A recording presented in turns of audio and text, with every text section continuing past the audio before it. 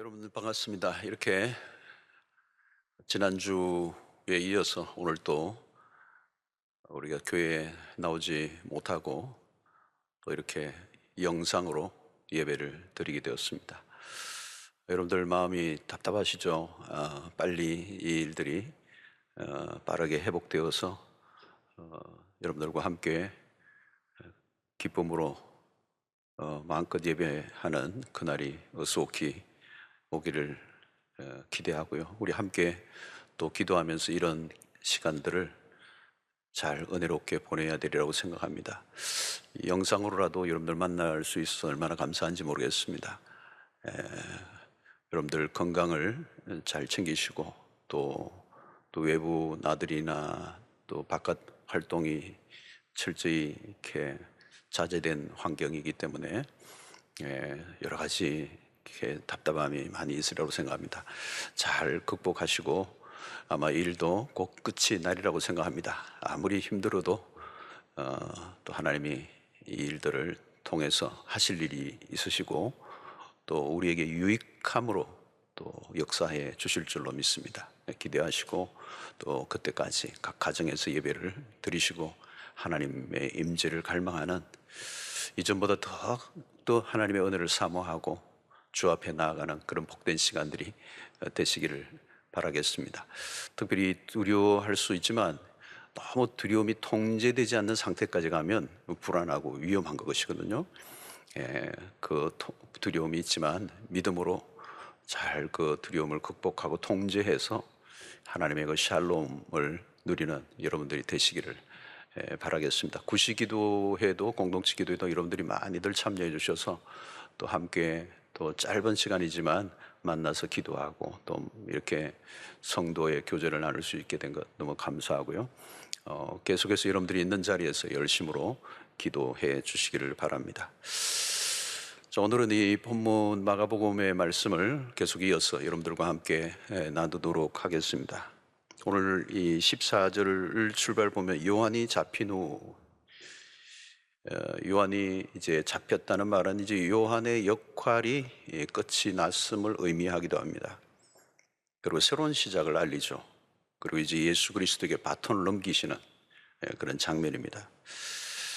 그렇다고 해서 요한의 이야기가 끝난 것은 아닙니다. 6장으로 넘어가면 이제 요한의 이야기가 또 구체적으로 또 한 번 더 언급이 됩니다. 그러나 오늘 이 본문에서부터 본격적으로 그리스도의 사역이 시작되는 지점이죠. 오늘 여기 보면 요한이 잡힌 후 예수께서 갈릴리에 오셔서 하나님의 나라를 전파했다. 하나님의 나라의 복음을 전파했다는 것입니다. 이 갈릴리로 예수님의 활동의 장소가 언급이 되고요. 여기서 우리가 주목해야 될 것은 하나님의 복음을 전파하셨다. 하나님의 복음이라는 단어가 나옵니다. 왜 하나님의 복음인가 하는 것입니다. 이것은 마가가 어떤 의도를 가지고 전한 것이죠. 당시 사람들이 생각하는 정치적인 복음과 구별하기 위해서 마가가 이 단어를 가지고 왔습니다.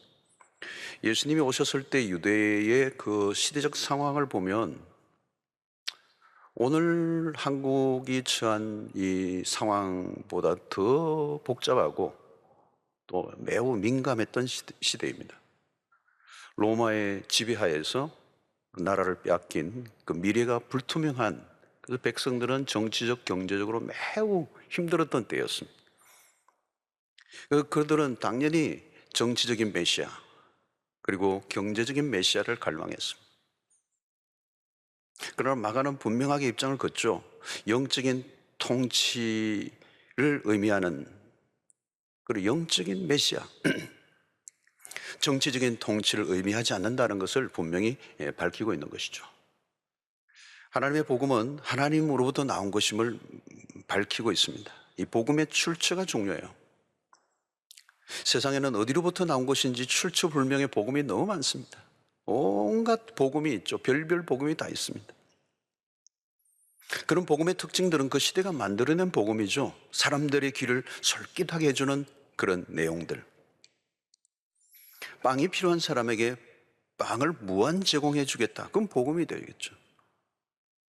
나를 따라오면 새로운 삶이 시작된다고 속삭이는 이 온갖 거짓된 복음이 난무하는 시대. 모든 것을 다 줄 것 같고 새로운 세상이 올 것 같이 얘기하는 이 복음. 나를 따라오기만 하라. 예. 여러분, 그러나 속지 마십시오. 복음은 오직 한 분으로부터만 나와요. 하나님의 복음이라고 마가가 분명히 밝힌 의도를 우리가 알아야 합니다. 당시 얼마나 많은 복음으로 사람들을 현혹시켰는지 모릅니다. 현실이 어려우면 더 그래요. 삶에 열악하고 힘들고 어렵고 공핍해지면 사람들이 잘 속습니다. 그리고 사기꾼들이 막 늘어나는 거죠. 요즘 코로나로 인해서 어려운 상황이 막 일어나니까 이 어려운 상황 속에서 이것을 이용해서 사기를 치는 사람들이 나오잖아요. 하나님의 복음이란 하나님으로부터 왔고 하나님만이 주실 수 있는 것임을 의미합니다. 하나님이 그리스도를 통해서만 우리에게 주어진 것이 복음이다. 그리스도의 십자가와 부활을 통해서 우리에게 허락하신 구원, 그것이 복음이라는 것. 그래서 우리가 끊임없이 예수 그리스도를 강조하는 이유가 여기에 있습니다. 예수 그리스도 외에는 다른 복음이 없다. 갈라디아서에서도 핵심적인 이야기가 그거죠.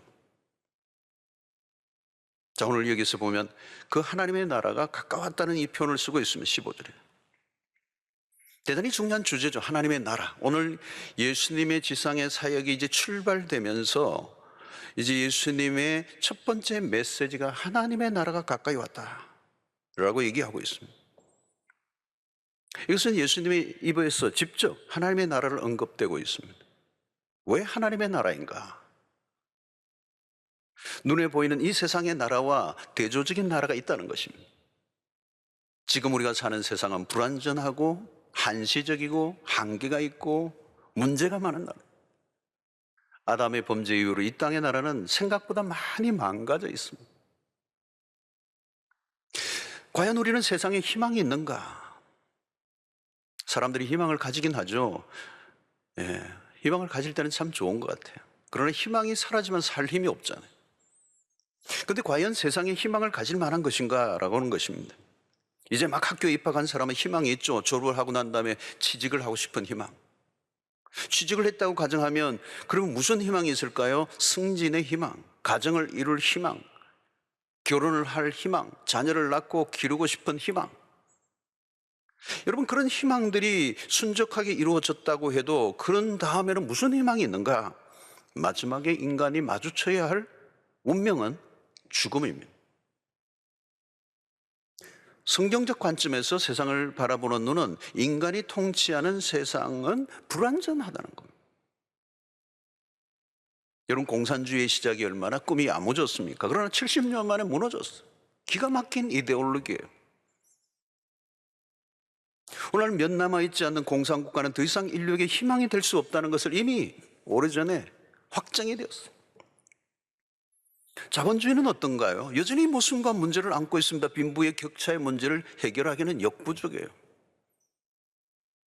세상을 구원해낼 것 같은 세상의 사상과 이념들이 아직도 우리에게 이 땅에 가득하죠.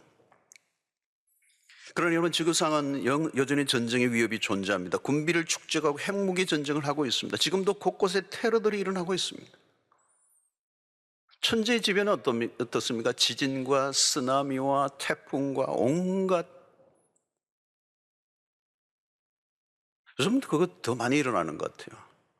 요즘 질병들도 마찬가지입니다. 우리가 직접 경험하고 있는 겁니다. 에볼라로부터 사스로, 메르스로, 코로나로, 조류독감으로, 광우병으로 각종 정열병들이 돌고 돌아요. 아마 이 지금 코로나도 이걸로 끝나지 않을 거란 말이죠.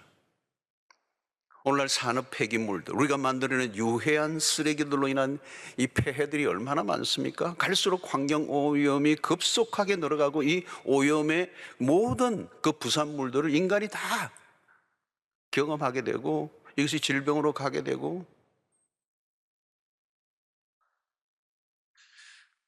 여러분, 병성에 누워있는 환자는 퇴원의 날을 기다리죠. 나을 수도 있고 낫지 않을 수도 있습니다. 나아서 퇴원을 했지만 영생을 보장받는 사람은 없습니다.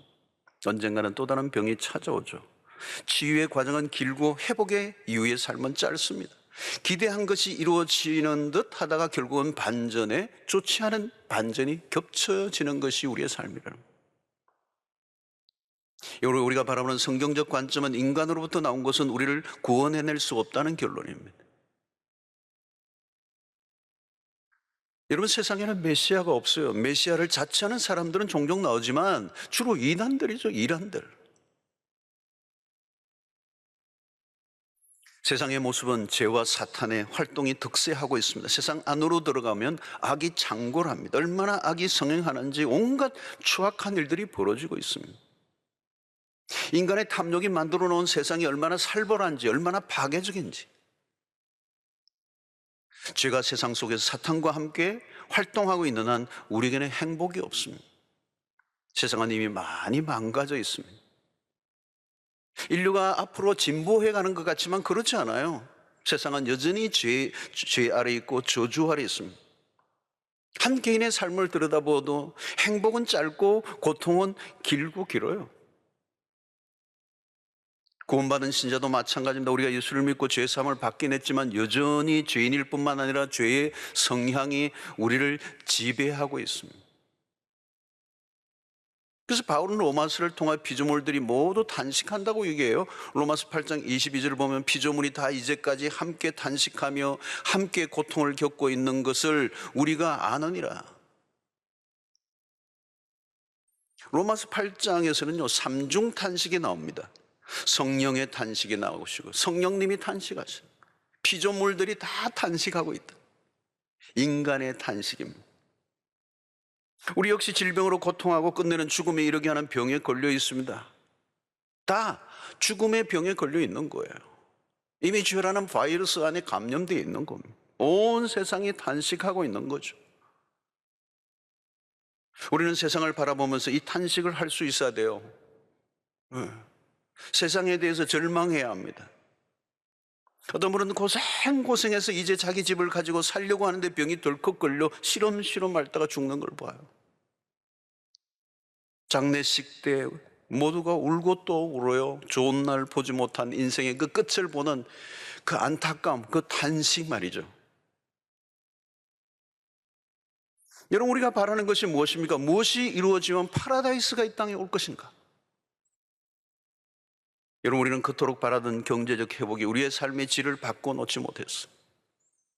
3만 불 시대인데 청년들은 희망 고문을 당하고 있습니다. 가정들이 또 깨어지고 있습니다. 사람들은 모두 행복한 삶을 원하지만 정작 행복이 무엇인지를 알지 못해요. 행복을 구할수록 행복은 더 멀리 멀어져 가는 겁니다. 세상 안으로 들어가면 행복은 고사하고 고통의 물결이 거세게 치고 있는 것이죠. 여러분, 코로나가 주는 두려움과 그 걸린 분들의 고통도 크겠지만 어쩌면 우리의 일상의 삶도 그에 못지않아요. 살을 에이는 듯한 고통의 일상들. 코로나의 병에 걸린 분들도 고통이지만 일상을 살아가는 우리의 삶, 인간의 탄식으로 가득 차 있고 고통으로 가득 차 있고 절망으로 가득 차 있고 실패로 가득 차 있고 신음소리로 가득 차 있는 이 세상. 여러분, 우리의 진정한 갈망이 무엇인가? 지금 주님이 하나님의 나라가 갖고 왔다. 하나님의 나라의 복음을 지금 얘기하는 이 말은 오늘 현실이 우리가 희망할 수 있는 곳이 아니라는 것을 분명히 알게 주는 것입니다. 우리는 좀 더 나은 집, 좀 더 나은 경제적인 회복, 좀 더 나은 정부가 일어나기를 바라지만 성경의 관점은 이 세상에서는 우리의 진정한 소망이 보이지 않는다. 로마서 8장 24절의 말씀. 우리가 소망으로 구원을 얻었음에 보이는 소망이 소망이 아니니 보는 것을 누가 바라리요. 우리의 눈에 보이는 그것을 눈에 보이는 그 소망이 소망이 아니라는 거예요. 성경은 정확하게 우리에게 말씀합니다. 우리가 추구하고 있는 어떤 것도 그것이 우리의 소망이 될 수 없다. 보는 것, 눈에 보이는 것을 누가 바라리요. 많은 사람은 자신의 희망한 것들이 깨어지는 것을 보면서도 여전히 이루어질 수 없는 희망을 꿈꾸고 살아가는 거예요. 여러분, 우리가 가져야 할 궁극적인 소망이란 무엇일까요? 우리는 눈에 보이는 것들로는 가망성, 소망이 없음을 인정해야 합니다. 누가 하나님의 나라를 갈망하나요? 현실에 절망할수록,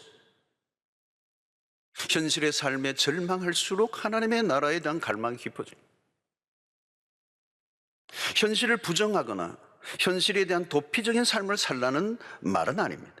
극단적 종말론자들이 늘 말썽을 피워 세상을 요란하게 하죠. 그들은 모든 것을 포기하고 그냥 주님이 오시는 재림을 기다린다고 말합니다.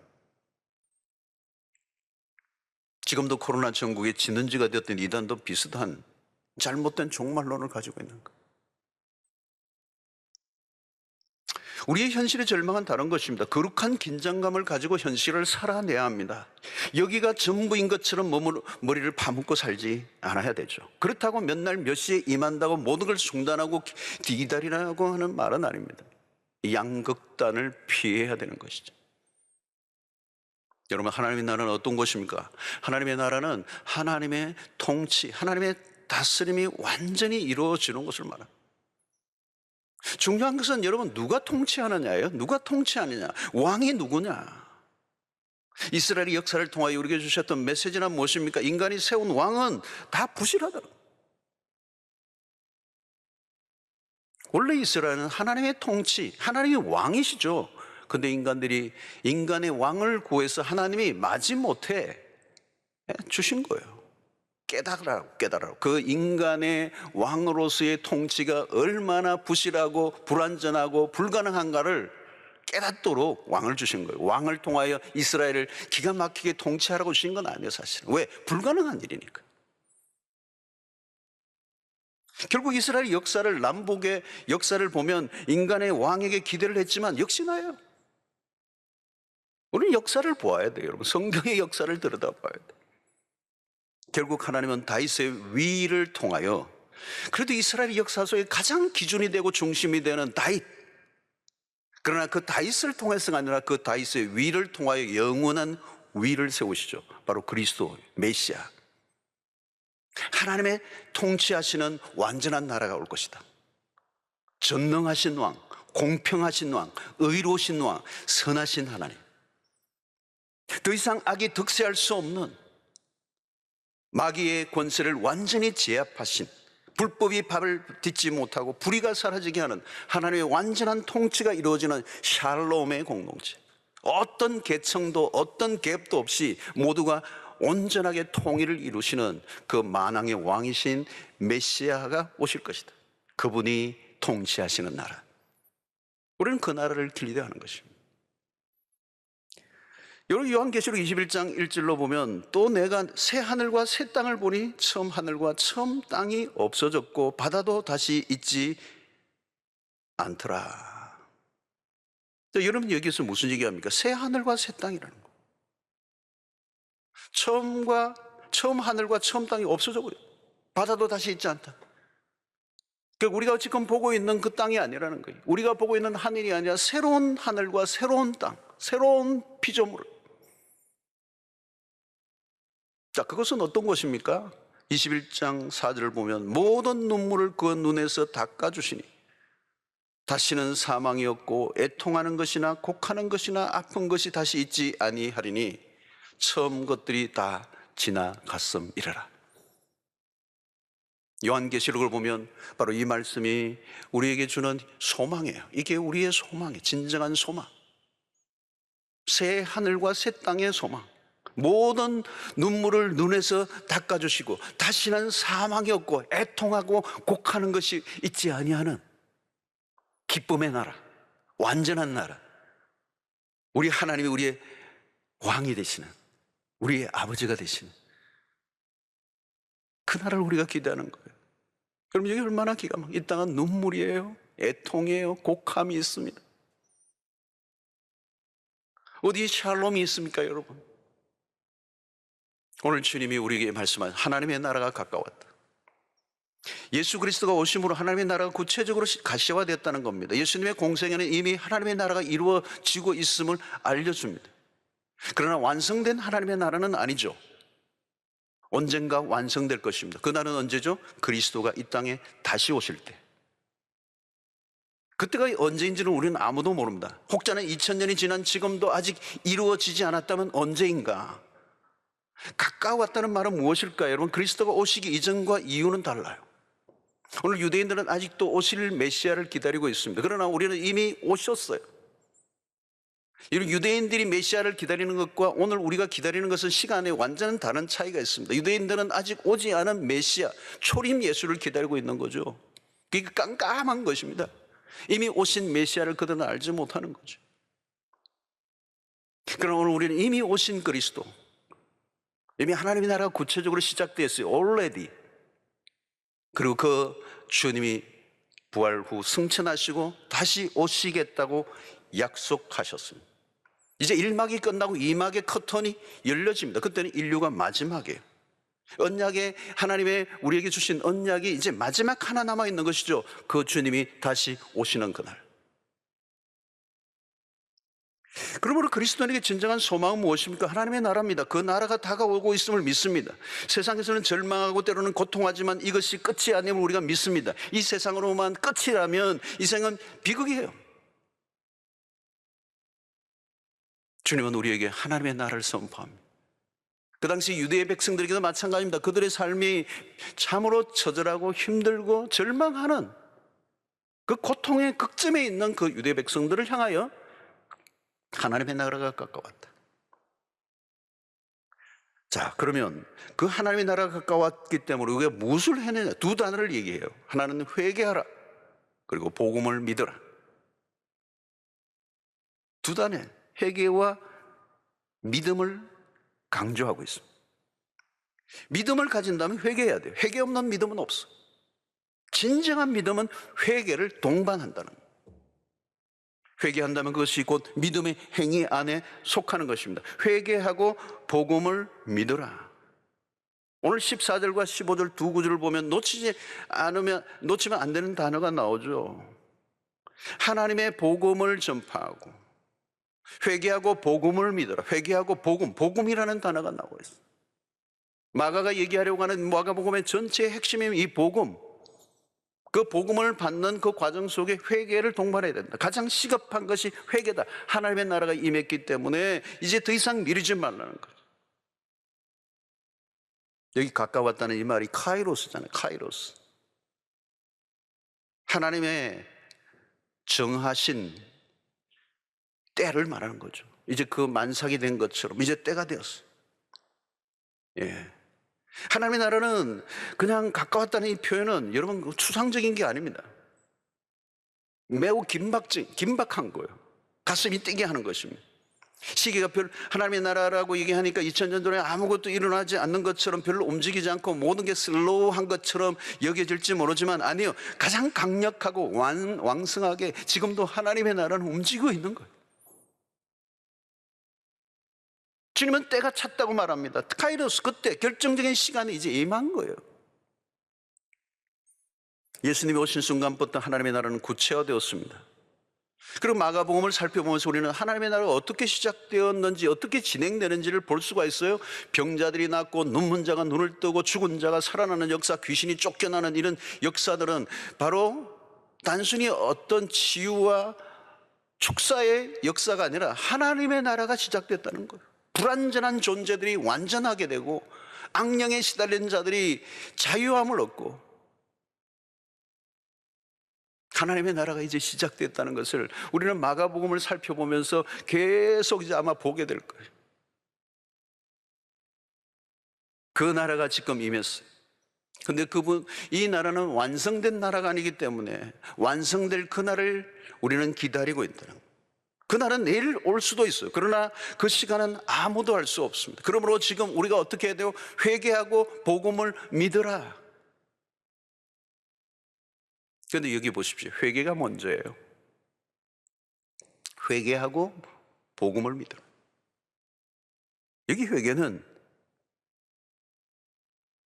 그냥 단순히 내 생활에 어떤 죄를 깨닫고 그걸 얘기하는 게 아니라 거대한 터닝을 말하는 거예요. 삶의 방향이 완전히 바뀌는, 세상을 향하여 있던 우리의 삶의 태도가 완전히 그리스도에게로 돌이키는, 터닝하는, 턴백하는 죄에 대한 명확한 깨달음과 함께 돌이킴이 있어야 된다는 거예요. 터닝을 해야 되는데, 턴. 진정한 복음은 회개를 촉구합니다. 회개 없이 복음을 받아들일 수가 없어요. 그러니까 복음을 받아들이고 회심의 과정 속에 이 죄에 대한 각성이 너무도 중요해요. 죄를 제대로 인식하고 자신이 죄인임을 깨달아야 합니다. 그래서 하나님에게로 근본적으로 돌이키는 행위, 거대한 방향 전환이 일어나요. 오늘날 회개가 약하게 강조되거나 회개가 없는 복음을 얘기할 때가 많습니다. 그건 진정한 복음이 아니에요. 그냥 교회만 왔다 갔다 한다고 되는 게 아니에요. 여기서 특별히 회개가 중요합니다. 회개하고 복음을 믿어라. 세례 요한의 설교도 똑같죠.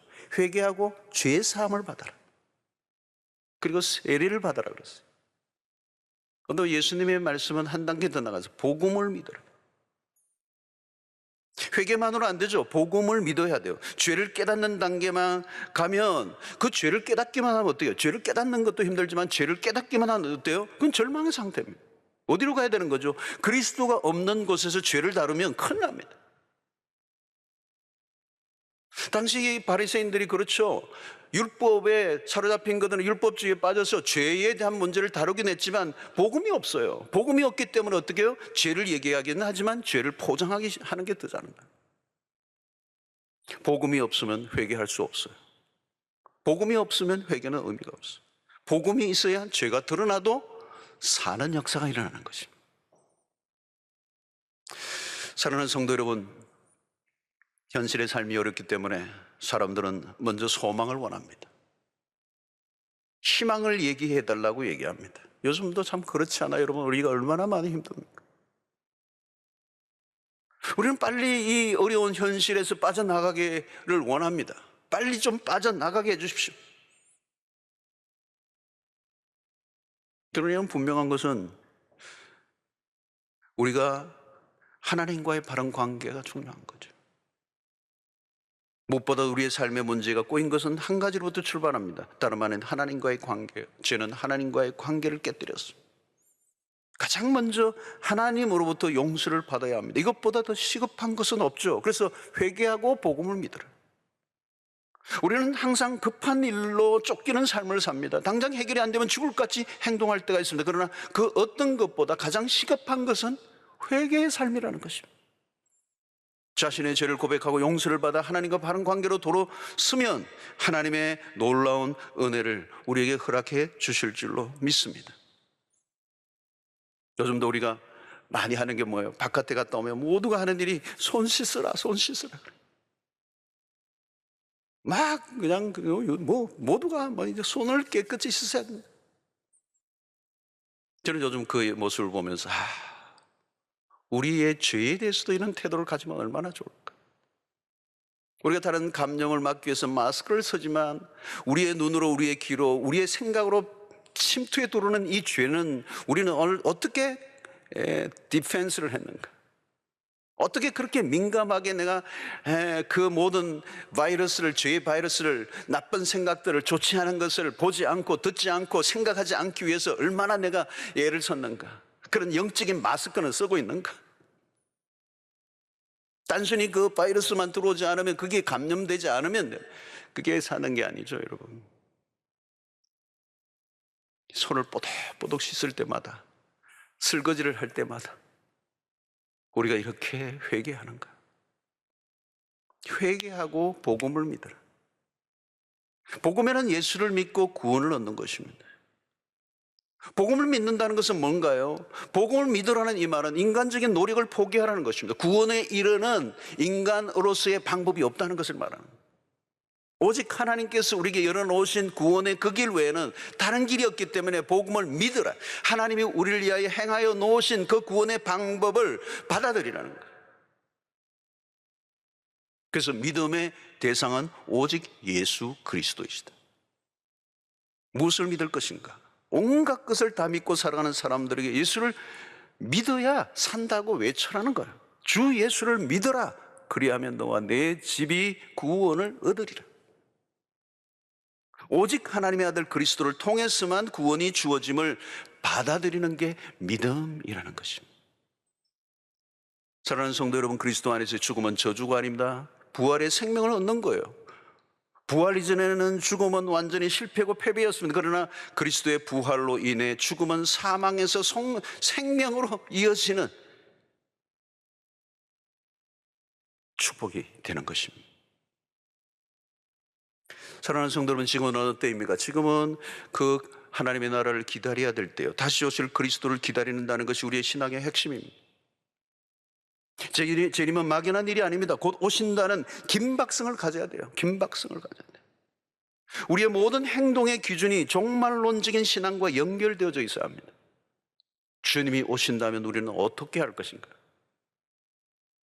여러분, 우리의 삶의 무게중심은 곧 다가올 하나님의 나라에 두어야 합니다. 행동의 주체가 우리에 의해서 결정되는 것이 아니에요. 하나님 중심입니다. 우리의 계획이 무엇인가, 그런 것도 중요하지만 하나님의 계획 안에서 우리의 계획이 들어가 있는 거예요. 우리의 계획이 아무리 기가 막혀도 우리의 계획대로 세상이 돌아가지 않아요. 하나님의 계획 안에 우리 모든 것 들어가. 하나님의 나라라고 하는 타임테이블에 의해서 모든 게 지금 움직이고 있는 겁니다. 타임테이블은 우리의 손에 있는 게 아니라 하나님의 손에 있습니다. 하나님의 영원하신 계획 안에 우리의 운명이 들어가 있어요.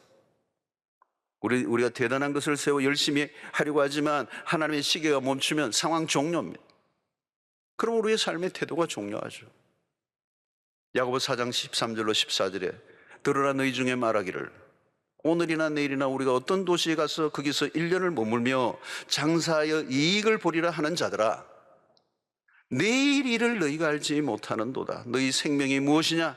너희는 잠깐 보이다가 없어지는 안개니라. 이 이야기의 주인공이 누굽니까? 나름대로 계획을 세는 거죠. 시간의 계획을 세우고 어디에 가서 무슨 사업을 할 건가 계획을 세우고 얼마나 큰 돈을 벌 건가 나름대로 치밀한 계획을 세우지만 자신이 한순간에 사라질 안개와 같은 존재라는 걸 모르고 있는 거예요. 여러분, 우리는 한 치 앞도 알 수가 없는 존재입니다.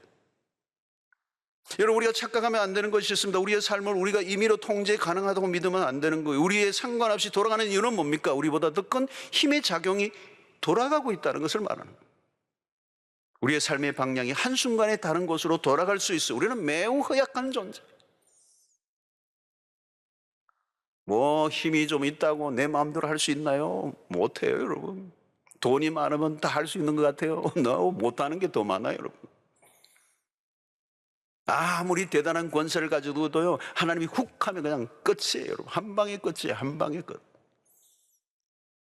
어린아이든 권력자든 큰 사업가든 다 안개와 같아요. 사랑하는 성도 여러분, 삶의 주도권은 누가 쥐고 계시는 겁니까? 하나님이 쥐고 계세요. 모든 것은 하나님의 손에 있습니다. 우리는 하나님의 행위에 반응하는 존재들이어야 합니다. 믿음의 반응을 하고 살면 반대로 믿음의 반응하면 살고 반대로 자기 마음대로 살면 답이 없는 인생. 우리는 이것을 빨리 깨닫고 살아가는 것이 신앙의 길인 것입니다. 사랑하는 성도 여러분, 하나님의 나라는 반드시 오고야만 합니다. 우리가 오라 말라 아니면 좀 이따 오라 그럴 권한이 없고요. 정한 시간에 정확하게 그 나라가 우리에게 임할 것입니다. 우리는 그 나라를 기대하며 살아가는 백성들이요, 그 나라를 기대하며 살아가는 것. 때로는 현실이 부조리하고 죄악이 가득하고 어디를 보아도 소망이 없어 보여도 여러분, 낙심하지 마십시오. 우리에게 다가오고 있는 하나님의 나라가 있다는 사실을 믿음의 눈을 열고 바라볼 수 있게 되기를 바랍니다. 그리고 우리가 전할 복음이 있어요. 회개하고 복음을 믿어라. 우리가 매일 외쳐야 돼요. 이 땅을 향하여 외쳐야, 지금 이런 시국에 우리가 더 외쳐야 합니다. 우리에게 진정한 소망은 예수 그리스도의 복음밖에 없고, 우리가 소망하는 것은 하나님의 나라에 이 나라에 속해, 이 세상에 속해 있지만 이 세상이 우리의 영원한 거주지는 아니에요. 창세기 12장에서 히브리서 11장에서 아브라함은 그 본향을 사모했다고 했습니다. 바울은 우리는 이 나그네요, 하늘의 시민권을 가지고 그 하늘을 사모하는 자들로 우리가 살아야 한다는 사실을 얘기하고, 믿음의 모든 선진들은 오늘 눈에 보이는 것들을 추구한 것이 아니라 눈에 보이지 않는 그 나라를 대망하고, 오늘 우리의 현실 속에 주어지는 여러 가지 열악하고 어려운 현실에 결코 무너지지 않고 낙심하지 않고 믿음으로 굳게 붙들고 승리한 백성들입니다. 사랑하는 성도 여러분, 우리 각자는 매일매일의 삶에 하나님의 뜻을 분별하고 현재 주어진 시간 속에서 최선을 다하고 믿음으로 반응하고 승리의 삶을 살아가는 여러분들 되시기를 주의 이름으로 축원합니다. 여러분, 이 영상으로 드리는 이 예배 속에서 온 가족들이 함께 또 여름 때에 더 열심히 기도하시고요, 또 서로 격려하시고 소망의 말을 하시고 하나님의 나라를 꿈꾸는 백성들이 되시길 바랍니다.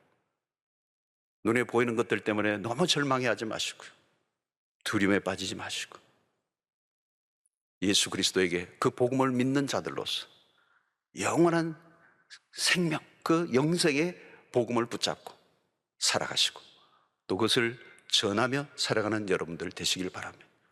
예수님이 오늘 우리에게 말씀하신 이 하나님의 나라의 복음, 그것은 예수 그리스도 안에서 하나님만이 줄 수 있는 것이 유일하게 우리에게 복음이라는 것을 붙잡고 이 복음을 증거하며 살아가는 여러분들 되시길 바라고, 예수 그리스도의 그 복음을 붙잡기만 한다면 우리는 결코 길을 잃어버리지 않고 절망하지 않고 승리의 삶을 살아갈 수 있을 줄로 믿습니다. 여러분, 교회 여러 가지 앞으로의 이 나라의 많은 것들이 빨리 조속히 잘 해결될 수 있도록 여러분들이 기도해 주시고, 또 목자들 중심으로 또 사랑방 서로 자주 만나지 못하지만 우리 서로 격려하고 또 단톡방을 통해서도 서로 이 하나님의 나라의 이 귀한 복음을 서로 나누어서 격려하고 승리하는 여러분들 되시기를 바라고, 가능하면 빠른 시간 안에 여러분들을 만날 수 있게 되기를 바라겠습니다. 승리하시기를 바랍니다.